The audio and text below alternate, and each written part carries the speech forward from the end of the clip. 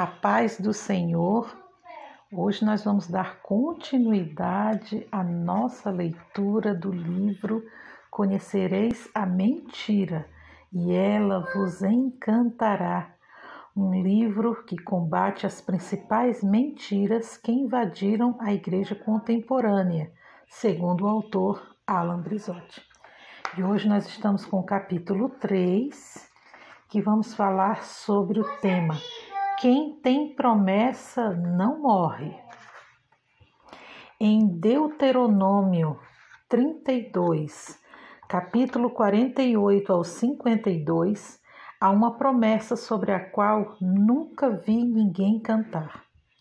Naquele mesmo dia, falou o Senhor a Moisés, dizendo: Sobe a este monte de Abarim, ao monte Nebo, que está na casa de Moabe, defronte de Jericó, e vê a terra de Canaã, que aos filhos de Israel dou em possessão. E morrerás no monte, ao qual terás subido, e te recolherás ao teu povo. Como Arão, teu irmão, morreu no monte Or, e se recolheu ao seu povo, porquanto prevaricastes contra mim no meio dos filhos de Israel, nas águas de Meribá de Cádiz, no deserto de Zim, pois me não santificastes no meio dos filhos de Israel, pelo que verás a terra defronte de ti, porém não entrarás nela, na terra que dou aos filhos de Israel. Moisés tinha a promessa de morrer. Morrerás no monte ao qual terás subido. O que você faria diante de tal promessa? Moisés obedece à palavra do Senhor e no final 34 de Deuteronômio vemos o homem de Deus subir fielmente o monte que o Senhor ordenara.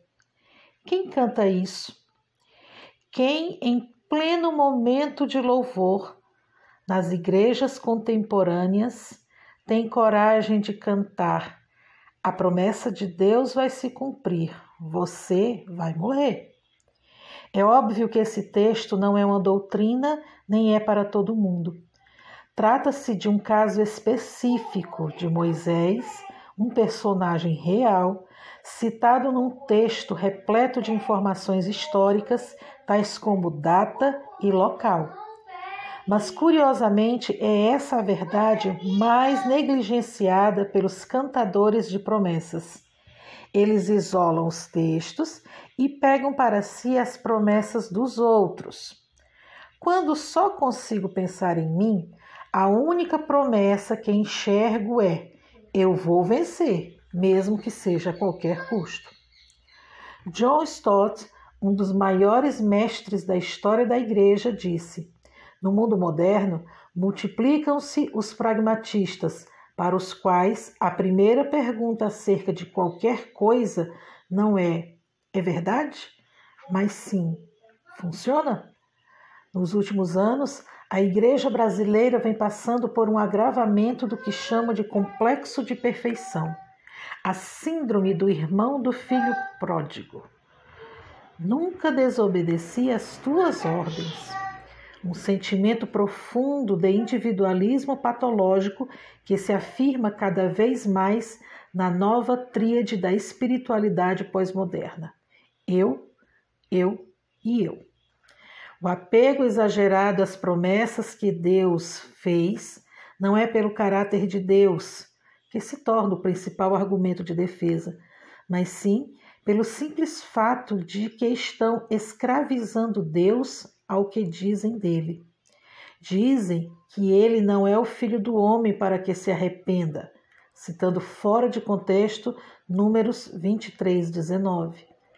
Curioso é que esse texto faz parte da manjada seletividade arbitrária, ou seja, este serve, outros não.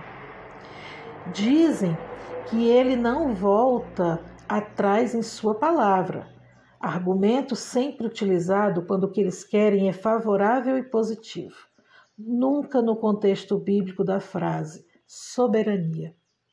colocam Deus numa espécie de cárcere semântico, jaula gramatical, a prisão do verbo.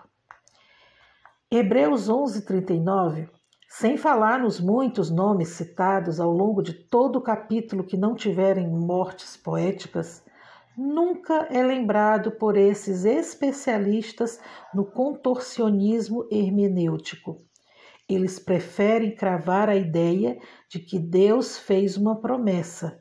Portanto, aquele indivíduo ímpio que não quer saber de Deus, que odeia tudo que é sagrado, que zomba da fé, que é um promíscuo, não vai morrer enquanto não voltar para a igreja chorando e contando o testemunho, que depois vai virar DVD. Soberania é a doutrina banida. É o aspecto da natureza de Deus que mais humilha o ego mimado do homem pós-moderno. Por isso ele foge tanto dessa verdade. A soberania esmaga pretensões tolas. A igreja viciada em sucesso só consegue ver os planos de Deus quando tudo dá certo. É a teologia com complexo de final feliz.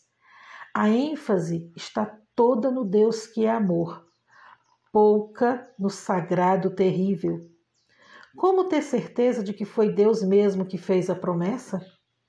Uma das práticas mais comuns na igreja contemporânea é justamente a mania de colocar na boca de Deus palavras que ele nunca disse.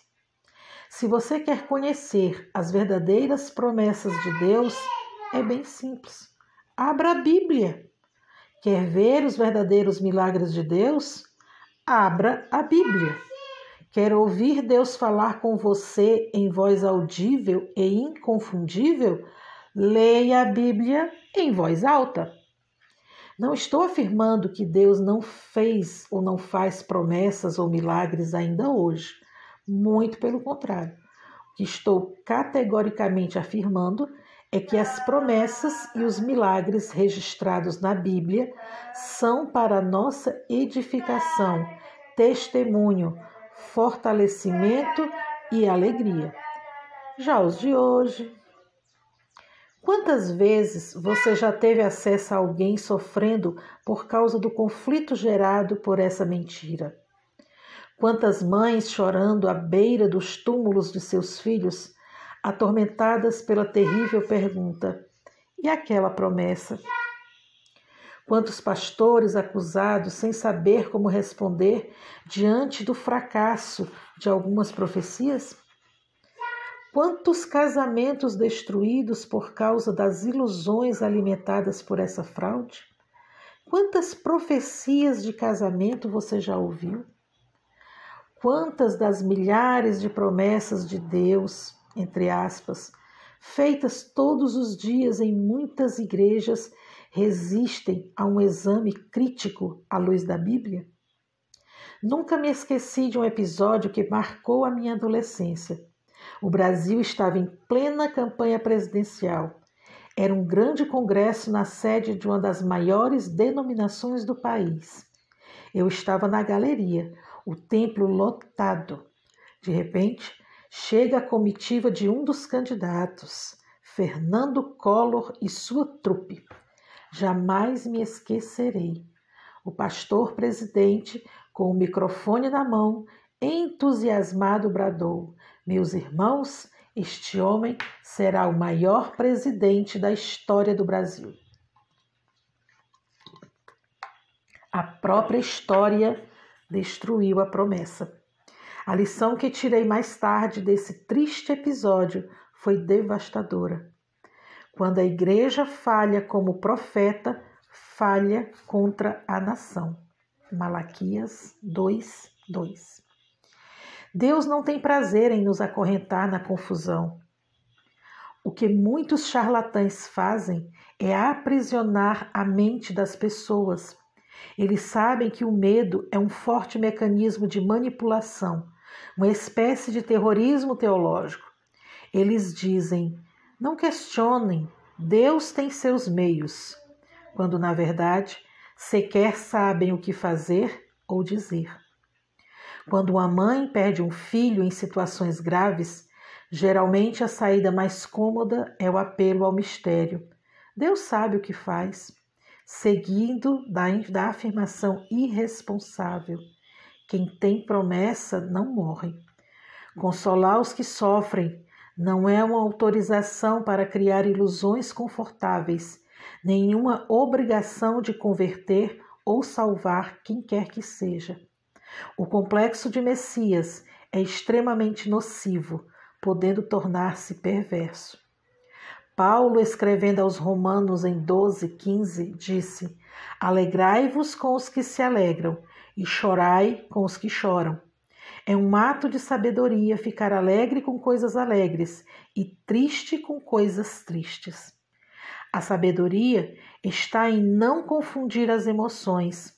Não precisamos fabricar promessas para alegrar os tristes, nem gerar culpas grotescas para entristecer os alegres. Precisamos de saúde emocional. Não precisamos explicar tudo. Não precisamos defender Deus. Não precisamos garantir o céu a ninguém. Não precisamos de carimbos proféticos que legitimem nossas perdas. Nossa fé é muito mais sincera na solidariedade com os que sofrem, ao invés das respostas prontas, mágicas e esquisitas. É tempo de crescer, amadurecer. Precisamos servir a Deus pelo que Ele é e não apenas pelo que Ele dá. É preciso voltar a buscar a face do Senhor, não somente as suas mãos. Um arrependimento dos nossos desejos também é requerido de nós. Precisamos converter as nossas ânsias, precisamos urgentemente de discernimento. Ninguém possui discernimento espiritual fora da palavra. Esse é outro engano terrível. O caminho do discernimento, da maturidade cristã, não é pavimentado pelas facilidades. Todo evangelho fácil, sem compromisso, consumidor de recursos divinos, é típico de um povo sem palavra. O discernimento é prova de maturidade. A palavra grega traduzida por adulto é teleion, que significa maduro, perfeito, plenamente desenvolvido. Essa infância espiritual dos evangélicos contemporâneos é fruto de um desenvolvimento deficiente. O discernimento espiritual é uma necessidade constante na vida do cristão, pois possibilita a passagem da idade infantil da fé para a do homem perfeito e maduro. Uma igreja que viva da criação irresponsável de promessas para atrair a fé fácil de um povo difícil sempre estará envolvida com distorções, heresias, fantasias e manipulações emocionalistas. Não precisamos de novas promessas. As promessas da Bíblia ainda servem, ainda são fiéis e verdadeiras. Elas sim, refletem o caráter de Deus. Todos nós temos promessas, não apenas os que levantam a mão na hora do louvor. David Nicholas disse: as promessas de Deus são como as estrelas. Quanto mais escura a noite, mais elas brilham.